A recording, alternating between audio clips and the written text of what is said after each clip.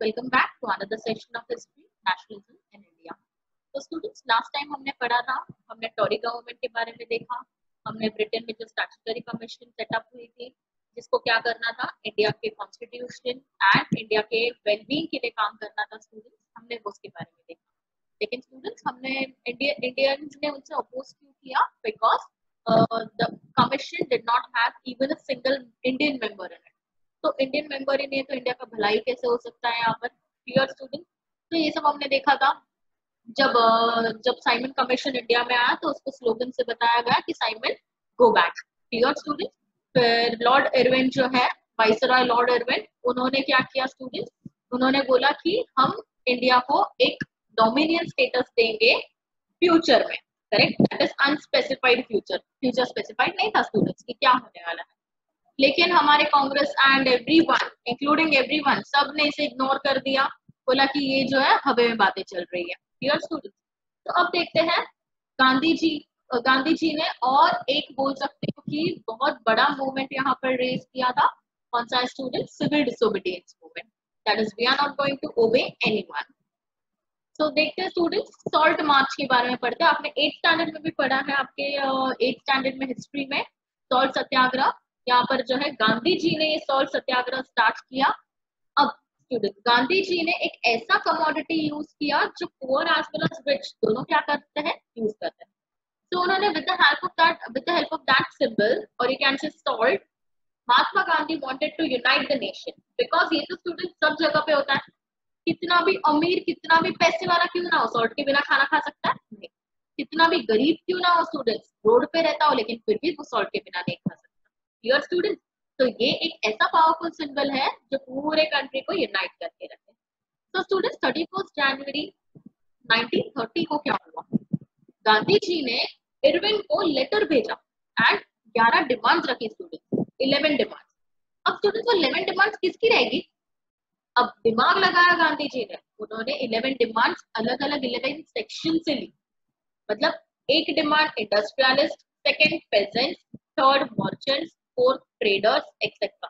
तो स्टूडेंट्स बोल सकते हो कि सोसाइटी में जितने सेक्शंस है, जितने भी अलग अलग काइंड ऑफ पीपल रहते हैं, प्रोफेशंस फॉलो करते हैं, तो सबकी डिमांड रखी, तो टोटल 11 हुई।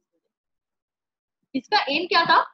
हर एक पर्सन को इन्वॉल्व करो, उनके डिमांड्स रखो, ताकि वो ये सत्याग्रह में एक्टिवली पार्टिसिपेट करे। अगर मेरी डिमांड रखी है तो ही मैं जाऊंगी ना, तो ही मुझे इंटरेस्ट आएगा सत्याग्रह में। अगर डिमांड ही नहीं है मेरी, मैंने जो बोला था वो है ही नहीं, तो कैसे मैं जाऊंगी? मैं तो पार्टिसिपेट ही नहीं करूंगी। मैं बोलूँ मेरा तो कुछ अच्छा ही नहीं हो रहा है। Clear students? तो गांधी जी ने इरविन को लेटर भेजा एंड उसमें 11 डिमांड्स लिखी थी। Some of those were of general interest, others were specific demands of different classes, from industrialists to peasants.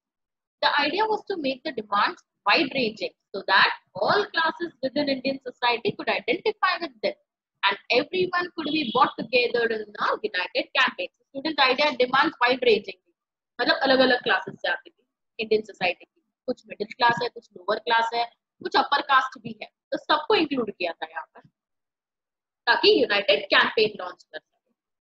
The most stirring of all was the demand to abolish salt tax. अब ये salt tax जो है ना students, Britishers ने monopoly establish कर दी थी कि salt produce होगा ना अगर कंट्री में, तो सिर्फ ब्रिटिशर्स के पास राइट्स है कि उन लोग ही प्रोड्यूस करेंगे, उन लोग ही मैन्युफैक्चर करेंगे। एंड स्टूडेंट्स उन लोग क्या करते थे पता है? उस पर टैक्स डालते थे एंड उसको बहुत ज्यादा रेट में बेचते थे स्टूडेंट्स। जो पुअर है वो उसको अफोर्ड ही नहीं कर पाता था। सो यहाँ पर एक कॉमन डिमांड थी कि सॉल्ट टैक्स को क्या करो, आप अबॉलिश करो। तो सबसे इंपॉर्टेंट डिमांड क्या है? सॉल्ट टैक्स को अबॉलिश करना, जिसपे से सॉल्ट सत्याग्रह हुआ। Salt was something consumed by rich and poor alike, दोनों खाते हैं, and it was one of the most essential items of food. आज आपको कुछ भी अच्छी सी आइटम समोसे बना के दे दे, लेकिन उसमें नमक ही ना हो, तो क्या मजा आएगा आपको? जरा भी नहीं। So the tax on salt and government monopoly over its production, Mahatma Gandhi declared, revealed the most oppressive phase of British rule. तो स्टूडेंट महात्मा गांधी ने रिवील किया एंड डिक्लेयर भी किया कि ब्रिटिश रूल का सबसे गंदा जो फेज है, बोल सकते हो वो क्या है, कि उन्होंने सॉल्ट पे टैक्स लगाया है, जो एक कॉमन कमोडिटी है, एसेंशियल कमोडिटी, एंड उस पर मोनोपोली भी एक्सर्ट कर दी, मतलब उनके अलावा कोई नहीं कर सकता। तो इससे पूरा ब्रिटिश और कैसे रूल करेगी? तो ऑप्रेसिव फेज बताया है उसका। जैसे कि कोई क्रूअल पर्सन हो ना, क्रूअल रूल करता हो, तो उसका फेस बताया जाता है, वैसे यहाँ पर भी उनका मोटिव बताया है। तो देखते अभी सॉल्ट सत्याग्रह है क्या। तो गांधी जी ने जो लेटर लिखा ना, वो धमकी थी स्टूडेंट, लॉर्ड इरविन को एक धमकी दी थी 11 डिमांड वाली। अब उन्होंने ये भी लिखा था नीचे कि अगर आपने 11 मार्च तक, अगर आपने 11 मार्च तक जो भी डिमांड्स है हमारी फुलफिल नहीं की, तो हम क्या करेंगे, हम full civil disobedience movement launch करेंगे। यार हम एक कैंपेन बना देंगे अभी सिविल डिसोबीडियंस मूवमेंट, फिर आप देखना हम क्या करते हैं।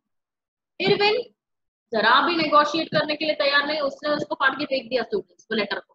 क्लियर, उसने नेगोशिएट नहीं किया, ना उसने रिप्लाई किया, कुछ भी नहीं। सो महात्मा गांधी ने वेट भी नहीं किया स्टूडेंट्स। अब कितना टाइम था ये देखना, 1930, 31 जनवरी 1930 एंड 11 मार्च।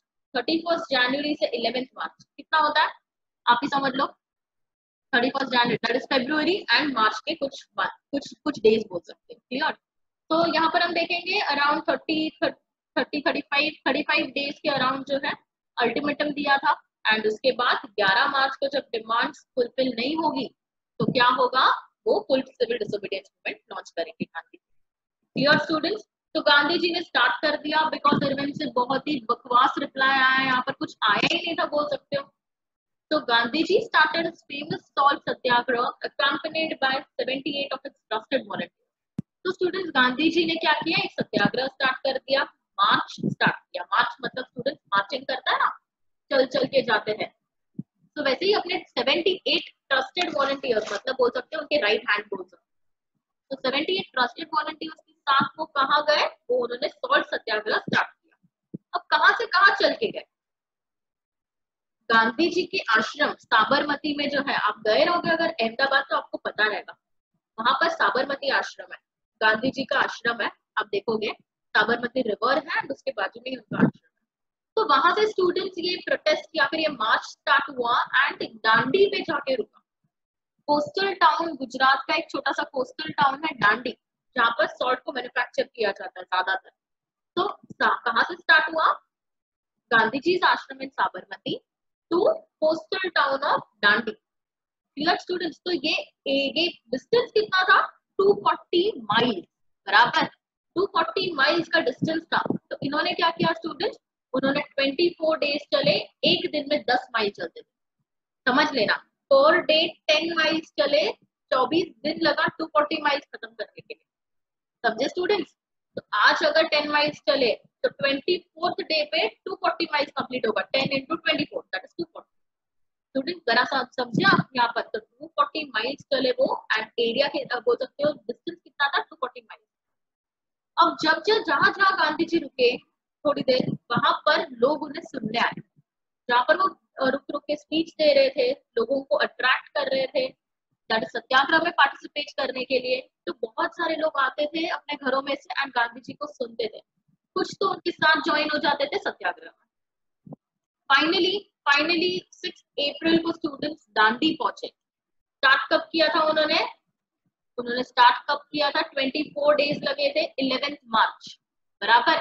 एंड 6 अप्रैल को वो पहुंचे वहां पर एंड उन्होंने जो लॉ है उसको वायलेट कर दिया। सेरेमोनियली मतलब सेलिब्रेशन के साथ लॉ को बोल सकते हो इलीगल बता दिया, करेक्ट, वायलेट कर दिया।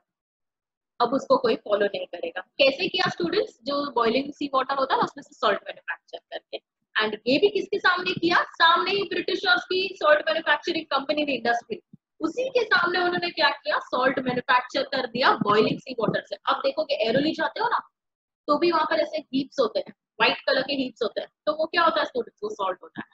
जब सॉल्ट वो जो सॉल्टी वाटर है उसमें से सॉल्ट जो वाटर है वो इवेपोरेट हो जाता है, तो वहां पर क्या बचता है, सॉल्ट पार्टिकल्स बचते हैं, तो उसकी हीप्स बनाते हैं तो। समझ गए स्टूडेंट्स, तो ये था महात्मा गांधी का बोल सकते हो सबसे important salt Satyagraha.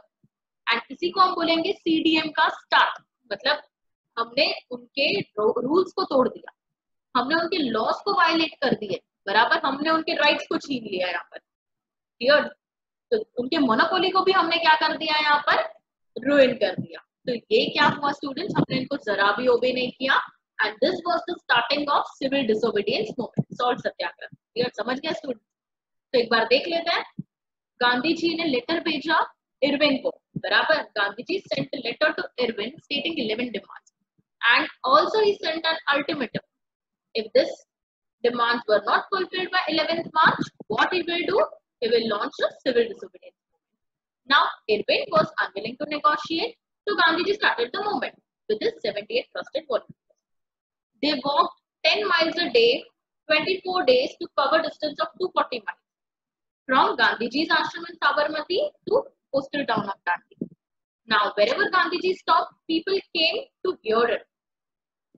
On 6th April, he reached Dandi and ceremonially violated the law by manufacturing salt by boiling water. So this was marked as the beginning of CDM. अब स्टूडेंट्स आगे देखते हैं. सिविल डिसोबीडियंस मूवमेंट स्टार्ट हो गया. This marked the beginning of CDM. Was this movement different from NCM? Obviously yes. NCM में सिर्फ cooperate ना करने बोला था स्टूडेंट, लेकिन CDM में तो बोला कि आप उनके लॉ की बैंड बजा दो, बराबर. उनके लॉस को बैन कर दो, फॉलो मत करो. तो दोनों बहुत अलग थे. इसमें नॉन कॉपरेशन में कॉपरेट करने नहीं बोला था एंड CDM में वहां पर ओबे करने नहीं बोला. That is you are not going to follow any rules. People were asked not only to refuse cooperation with the British as they had done in 1921-22. जो हमने देखा 22 में क्या हुआ स्टूडेंट्स, चौरी चौरा इंसिडेंट की वजह से गांधी जी को मूवमेंट कॉल ऑफ करना पड़ा, करेक्ट. तो यहाँ पर सिर्फ रिफ्यूज नहीं करना था ब्रिटिशर्स के कॉपरेट करने से, लेकिन CDM का मतलब क्या होता है? लॉज ब्रेक कर दो, that is to break colonial laws. तो 1920-21 में हम बोल सकते हैं नॉन कॉपरेशन मूवमेंट था एंड 1930 में स्टार्ट ऑफ बोल सकते हो CDM. So thousands and parts of the country broke the salt law, manufactured salt and demonstrated in front of government salt factory. बहुत सारे लोगों ने फिर स्टार्ट कर दिया स्टूडेंट्स. उन्होंने सॉल्ट लॉ को ब्रेक डाउन कर दिया, टोटली इलीगल बता दिया, सॉल्ट मैन्युफैक्चर कर दिया. सॉल्ट गवर्नमेंट की सॉल्ट फैक्ट्रीज के आगे मैन्युफैक्चर करते थे. फॉरेन क्लॉथ को बॉयकॉट कर दिया, लिकर शॉप्स पिकेट कर दिया, वापस कर दिया स्टूडेंट्स. इन्होंने फॉरेन क्लॉथ को जला दिया, उनको बॉयकॉट कर दिया, दैट इज कोई यूज नहीं करेगा. लिकर शॉप्स जो है उनके आगे बैन कर दिया कि भाई कोई भी दारू नहीं पिएगा. नाउ पेजेंट्स रिफ्यूज टू पे रेवेन्यू एंड चौकीदारी टैक्सेस. अब स्टूडेंट्स पेजेंट्स जो है उन्होंने भी क्या किया कि हम रेवेन्यू नहीं पे करेंगे, अब तो ब्रिटिशर्स की पूरी बैंड बजा देते हैं. अब तो बॉयकॉट किया है ना, करेक्ट. अब साथ में ही हम क्या करेंगे, हम उनको जरा भी पैसा नहीं देंगे, भले उनकी लैंड पे रह रहे हैं, लेकिन फिर भी हम उनको रेवेन्यू पे नहीं करेंगे एंड चौकीदारी टैक्सेस भी नहीं पे करेंगे. स्टूडेंट्स ये अलग टाइप का टैक्स जो ब्रिटिशर्स बोल सकते हो टैक्स के नाम पे लोगों को लूट देंगे. चौकीदारी मतलब ब्रिटिशर्स बोलते हैं कि हमने हमारी आर्मी को खड़ा रखा है आपको प्रोटेक्ट करने के लिए, तो उसका भी टैक्स दो हमको, चौकीदारी टैक्स. कि आपके फील्ड्स को हम प्रोटेक्ट कर रहे हैं, हमने गार्ड्स रखे हैं, तो उसका भी टैक्स लेंगे. तो इन्होंने ना चौकीदारी टैक्स करा, ना रेवेन्यू भरे. ऑफिशियल्स जो थे विलेज ऑफिशियल्स, उन्होंने रिजाइन कर दिया कि हम ब्रिटिशर्स के वहां पर काम ही नहीं करेंगे.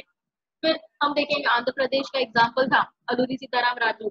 वहां पर लोगों को फॉरेस्ट में जाने नहीं दिया था ब्रिटिश गवर्नमेंट ने, तो वहां पर उन्होंने फॉरेस्ट में एंटर करके जो लॉस थे उसको वायलेट कर दिया. दैट इज उन्होंने भी अपनी फ्रीडम ले ली स्टूडेंट. यहाँ पर going into reserve forest to collect wood and raise cattle, वो भी गए अंदर फॉरेस्ट में, भले नहीं था अलाउड, लेकिन उन्होंने वो लॉस को ब्रेक डाउन कर दिया, वायलेट किया एंड वो रेज करवाने गए कैटल को एंड फ्यूल को कलेक्ट करने. तो स्टूडेंट्स हम देखेंगे सॉल्ट सत्याग्रह के बाद जो इंडियंस है उनमें एक काइंड ऑफ पावर जनरेट हुआ कि वो क्या कर सकते हैं, ब्रिटिशर्स को अपोज कर सकते हैं. कैसे करेंगे? सॉल्ट मैन्युफैक्चर किया, फॉरेन क्लॉथ बॉयकॉट कर दिया, रेवेन्यू पे करने से मना कर दिया, फिर उन्होंने लॉस को तोड़ दिए, बोल सकते हैं लॉस को इनवैलिड बता दिया. They started collecting fuel, wood, forest products and raising taxes. Dear students, तो एक काइंड ऑफ हिम्मत आ गई इंडियंस में. तो ब्रिटिश गवर्नमेंट को कुछ ना कुछ होगा, ऑब्वियस है. अगर ब्रिटिशर्स इतना रूल करना चाहते हैं तो क्या वो ये मूवमेंट को सक्सेसफुल होने देंगे? नहीं होने देंगे स्टूडेंट. तो अब ब्रिटिश गवर्नमेंट क्या करती है, ब्रिटिश गवर्नमेंट को डर लगा स्टूडेंट्स कि ये जब अगर और आगे बढ़ेगा तो पूरी कंट्री यूनाइट हो जाएगी, तो उनको निकलना पड़ेगा. तो अब वो क्या करेंगे स्टूडेंट, एक एक को पकड़ के जेल में डालेंगे. नाउ गांधी जी को स्टूडेंट CDM भी क्या करना पड़ा है, यहाँ पर कॉल ऑफ कर देना पड़ा. अब what was the reason, CDM को क्यों कॉल ऑफ करना पड़ा है यहाँ पर, वो देखते हैं. Worried by the developments, the colonial government began arresting Congress leaders one by one. Dear students, तो हम देखेंगे डेवलपमेंट कितना ज्यादा हो रहा था, कॉलोनियल गवर्नमेंट के अगेंस्ट प्रोटेस्ट इतना ज्यादा हो रहा था, तो कॉलोनियल गवर्नमेंट ने क्या किया स्टूडेंट्स, सबको अरेस्ट करना स्टार्ट। लीडर्स को अरेस्ट करेंगे तो जनता जो है वो आपको आप चुप हो जाएगी, बिकॉज उनके पास कोई लीडर ही नहीं है, तो बोलेंगे क्या, बराबर। तो उन्होंने दिमाग लगाया ब्रिटिशर्स ने कि लीडर्स को ही अरेस्ट कर दिया एक के बाद एक, तो पीपल क्या करेगी, जक मार के चुप बैठ जाएगी। This led to violent clashes in many places. अब लीडर्स को अरेस्ट कर रहे हैं लेकिन उनका अंदाजा गलत निकला, लीडर्स को अरेस्ट किया तो उनके सपोर्टर्स जो है वो यहाँ पर हल्ला बोलने लगे। क्लियर। तो अब्दुल गफर खान को जब अरेस्ट किया ना स्टूडेंट्स, अब्दुल गफर खान कौन है पता है आपको, महात्मा गांधी का फॉलोवर, दिल से उनको फॉलो करता था। क्लियर। जब उनको अप्रैल 1930 में जब उनको अरेस्ट किया अब्दुल गफर खान को, तो लोगों ने पेशावर के स्ट्रीट्स पे प्रोटेस्ट करना स्टार्ट किया, डेमोन्स्ट्रेटेड मतलब प्रोटेस्ट करना स्टार्ट किया। तो स्टूडेंट जब भी कोई लीडर अरेस्ट होता था ना, कांग्रेस लीडर कोई भी अरेस्ट होता था ब्रिटिशर्स के थ्रू, तो क्या करते थे लोग रोड्स पे आ जाते थे, प्रोटेस्ट करते थे, पुलिस स्टेशन चला देते थे, ये सब काम करते थे। तो हम देखेंगे जैसे कॉलोनियल गवर्नमेंट ने अरेस्ट करना स्टार्ट किया, सबसे पहली बारी किसकी आई, अब्दुल गफर खान। 1930 अप्रैल 1930 में जब उनको अरेस्ट किया तो लोगों ने बहुत रिवोल्ट किया, पेशावर में लोग प्रोटेस्ट करने लगे, facing armoured cars. Armoured cars मतलब स्टूडेंट्स ऐसी गाड़ी, मिलिट्री कार होती है ना जिसमें वेपन्स होते हैं, करेक्ट, एंड पीपल भी होते हैं, आर्मी वाले जो फायर करते रहते हैं, करेक्ट। तो उन्होंने वैसी भी कंडीशंस को फेस किए, वहां से गोलियां चल रही है एंड वो प्रोटेस्ट कर रहे हैं, एंड उसमें स्टूडेंट्स बहुत सारे लोगों की जानें चली गई। फिर एक महीने बाद क्या हुआ स्टूडेंट्स, गांधी जी को भी अरेस्ट कर लिया। तो अगर समझो गफ्फर खान जो है उनको अरेस्ट किया तो ये हालत हो गई, गांधी जी को करेंगे तो क्या होगा, देखते हैं। A month later, when Mahatma Gandhi himself was arrested, industrial workers in Sholapur attacked police posts, municipal buildings, law courts, and railway stations, all structures that symbolized British rule. मतलब जितनी भी ब्रिटिशर्स की बनी हुई बिल्डिंग थी सब कुछ उन्होंने तोड़ना स्टार्ट कर दिया, चाहे वो पुलिस पोस्ट हो, म्युनिसिपल बिल्डिंग्स हो, लॉ कोर्ट्स हो या फिर रेलवे स्टेशन, जहां पर ब्रिटिशर्स का नामो निशान दिखता था सीधा उन लोग क्या करते थे, उसको तोड़ देते थे। कहाँ के स्टूडेंट्स, शोलापुर के वर्कर्स ने किया है। एंड अब्दुल गफर खान का जो हुआ था अरेस्ट, उसके लिए कौन लड़ा था, पेशावर जो है, पेशावर प्लेस है काइंड ऑफ बोल सकते हो, वहां पर स्ट्रीट्स पे आ गए थे पेशावर के लोग, एंड यहाँ पर शोलापुर, गांधी जी का शोलापुर याद रखना, अब्दुल गफर खान का पेशावर है। डियर स्टूडेंट्स, तो जब ये दो इम्पोर्टेंट पर्सनालिटीज अरेस्ट हुई थी तो पीपल जो है वो बहुत ज्यादा एंग्री हो चुके थे, लेकिन ब्रिटिश गवर्नमेंट इनसे ज्यादा क्रूएल थी। A frightened government responded with a policy of brutal repression. अब बहुत डर लग गया स्टूडेंट्स ब्रिटिश गवर्नमेंट को, क्योंकि प्रोटेस्ट बढ़ते जा रहा था, तो उन्होंने ना बहुत बुरा रिप्रेशन स्टार्ट किया, उन्होंने लोगों को मारना स्टार्ट किया एंड लोगों को भी अरेस्ट कर दिया। So peaceful satyagrahis were attacked, women, children were beaten, and about 1 lakh people were arrested. Students jail भरो चल रहा था ये, मतलब ब्रिटिशर्स जेल भरते जा रहे थे एंड हमारे प्रोटेस्ट करते जा रहे थे इंडियन। तो यहाँ पर हम देखेंगे बहुत गलत तरीके से जो ब्रिटिश गवर्नमेंट है उन्होंने वुमेन को मारा, चिल्ड्रन को मार रहे थे, एंड जो भी सत्याग्रही थे उनको अटैक कर रहे थे एंड बहुत सारे लोगों को अरेस्ट कर रहे थे। तो स्टूडेंट्स ये जो है ये रीजन है, 3 मार्क्स के लिए क्वेश्चन पूछेंगे आपको कि गांधी जी ने क्यों सीडीएम स्टॉप कर दिया। इससे हम बोल सकते हैं कि जब ये वायलेट होता जा रहा था, बहुत ज्यादा वायलेंट हो रहा था, इतने सारे लोगों की डेथ हो गई, तो गांधी जी चुप बैठेंगे नहीं, तो उन्होंने क्या किया स्टूडेंट्स, फॉलो अप कर दिया। उन्होंने बोला कि मुझे वायलेंस नहीं चाहिए, एंड इसमें तो कितना सारा वायलेंस है, कितने लोग मर गए पेशावर में, एंड यहाँ पर कितने सारों को अरेस्ट किया, तो ये गलत है। तो उन्होंने सीडीएम जो इतनी मेहनत से सॉल्व सत्याग्रह किया था ना स्टूडेंट्स, उससे दैट इज बोल सकते हो वो सीडीएम को उन्होंने यहाँ पर क्या कर दिया, काइंड ऑफ विड्रॉ कर दिया। In such a situation, Mahatma Gandhi once again decided to call off the movement and entered into a pact with Irwin on 5th March 1931. अब स्टूडेंट्स 30 की बात थी, अब 1 साल हो गया बोल सकते हो, एंड गांधी जी ने बोला कि अब कुछ भी हो जाए मूवमेंट तो फॉलो हो जाएगा, बराबर, बिकॉज वायलेंस आ गया। एंड फिर उनको ना चाहते हुए भी क्या करना पड़ा स्टूडेंट्स, लॉर्ड इरविन जो वाइसरॉय था बराबर ब्रिटेन का, उसके साथ एक अग्रीमेंट में एंटर होना पड़ा। अब वाइसरॉय इरविन बहुत शाना है स्टूडेंट्स, उसको क्या करना था पता है, गांधी जी को लंदन बुलाना था। एंड जब गांधी जी लंदन आएंगे तो सबसे इंपॉर्टेंट पर्सनालिटी इंडिया में जो है वो रहेगी नहीं कोई, बिकॉज गांधी जी के ही बोल सकते हो फॉलोवर्स थे सब, सब उनको ही फॉलो करते थे।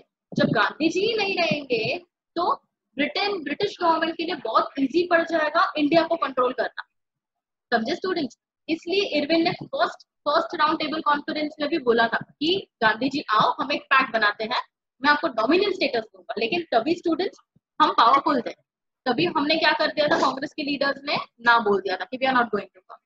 लेकिन सेकेंड टाइम गांधी जी ने पैक्ट साइन किया इरविन के साथ and second round table conference के लिए गए, फर्स्ट को इग्नोर किया था, बराबर। सेकेंड राउंड टेबल कॉन्फ्रेंस के लिए गए लंदन। तो गांधी जी को बहुत होप्स थी कि इरविन के साथ बैठ के ना कुछ अच्छा करूंगा।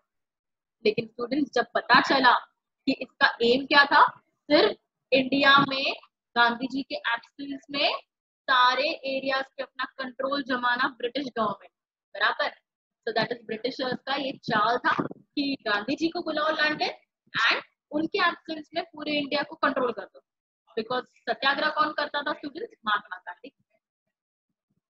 So he entered into a pact with Irwin on 5th March 1931. By Gandhi-Irwin Pact, by entering into Gandhi-Irwin Pact, Gandhiji consented to participate. Consented मतलब agreed to participate in round table conference, but this was second round table conference. The Congress has boycotted first round table conference. Congress ने तो first round क्या कर दिया students? Boycott ही कर दिया, correct? अब second round के लिए वो कहाँ गए students? लंदन गए। And the government agreed to release political prisoners. अब स्टूडेंट गांधी जी ने एक बोल सकते हो कि प्रपोजल रखा, करेक्ट। उन्होंने बोला मैं एंटर करूंगा आपके साथ, मैं आपके साथ नेगोशिएट करूंगा, लंदन भी आऊंगा मीटिंग डिस्कस करने के लिए सब कुछ, लेकिन उससे पहले आप इंडिया में जितने भी प्रिजनर्स हैं जिन्होंने कुछ गलत काम नहीं किया है, आपने ऐसे ही उनको जेल में डाल दिया है, उनको रिलीज। तो गांधी जी की डिमांड क्या थी, टू रिलीज पॉलिटिकल प्रिजनर्स। तो दैट इज उन्होंने कर दिया, ब्रिटिश गवर्नमेंट ने कर दिया, बिकॉज ब्रिटिश गवर्नमेंट को पता था एक बार गांधी जी निकल गए इंडिया से फिर तो रूल उनका ही है, सारों को वापस डाल देंगे पॉलिटिकल प्रिजनर्स जेल में। यूर स्टूडेंट्स, तो अभी के लिए अकॉर्डिंग टू गांधी जी, उन्होंने जैसा गांधी जी ने बोला था वैसे उन्होंने रिलीज कर दिया प्रिजनर। फिर देखते हैं in December 1931 Gandhi ji went to London for conference. अब जैसे बात हुई थी, इरविन पैक्ट साइन हुआ था, ट्रीटी साइन हुई थी कि मैं आऊंगा लंदन एक्सेट्रा, तो गांधी जी गए लंदन कॉन्फ्रेंस के लिए, but negotiations broke down and return disappointed. पता था वहां पर कुछ नहीं होने वाला है, बट गांधी जी को होप्स थे, लेकिन ये तो सिर्फ चाल थी किसकी, Irwin and British. Clear students.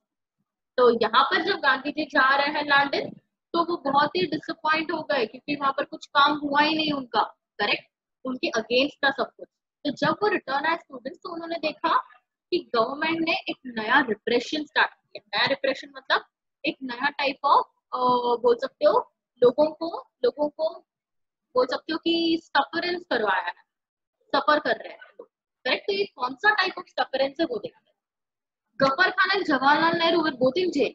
जब गांधी जी आए ना तो देखा अरे बाप रे, मतलब तो जेल में चले गए। तो स्टूडेंट्स पता चला इनको लंदन भेजने का रीजन ताकि यहाँ के जितने भी लीडर्स हैं उनको जेल में डाल दे, ये सब उनके मोटिव्स थे। तो Gaffar Khan Jawaharlal Nehru were both in jail. जब गांधी जी आए तो उन्होंने देखा, शॉक हो गए। The Congress had been declared illegal. अरे बाप रे, कांग्रेस को भी इलीगल बता दिया था यहाँ पर। एंड बहुत सारे जगह पे बोल सकते हो रेस्ट्रिक्शंस डाल दिए थे, जैसे कि मीटिंग्स नहीं कर सकते, बॉयकॉट नहीं कर सकते आप ब्रिटिश गुड्स, एंड आप प्रोटेस्ट नहीं कर सकते। डियर स्टूडेंट्स, तो बहुत सारे रेस्ट्रिक्शंस डाल दिए। With greater apprehension Mahatma Gandhi relaunched CDA.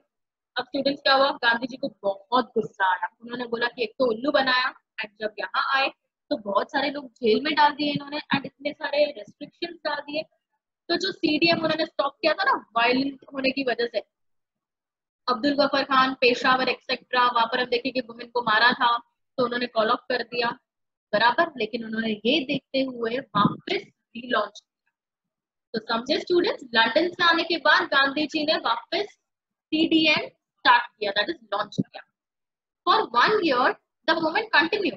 एक साल तक चला स्टूडेंट्स, मतलब 33 तक चला, बट 34 में स्टूडेंट्स वापस ये कॉल ऑफ कर दिया, कुछ ना कुछ वायलेंट क्लैशेस हुए, तो मूवमेंट लॉन्च होता था एंड वापस क्या होता था, बोल सकते हो विड्रॉ हो जाता था। सो देखते हैं स्टूडेंट्स पार्टिसिपेंट्स कौन है। अब हम पार्टिसिपेंट्स को नेक्स्ट लेक्चर में स्टडी करेंगे। This was all about this session.